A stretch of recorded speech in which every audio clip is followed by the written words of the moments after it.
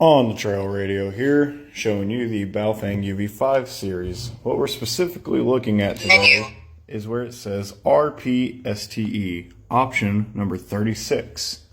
Now, what does that mean? Well, it means that is the Repeater Squelch Tail Eliminator, STE.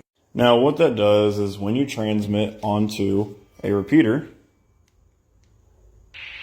as I just so rudely kerchunked, you hear that tail at the very end. What that means is you are almost having a tone that plays back, letting you know you hit the repeater.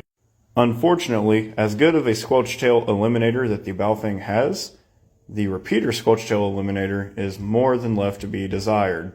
I mean, here's the difference between off, menu, confirm, menu, and 10, the max it can be. confirm, As you see, there's not really much of a difference there to be had. By far, it is one of the more/most useless menu options on here, for it just simply doesn't work.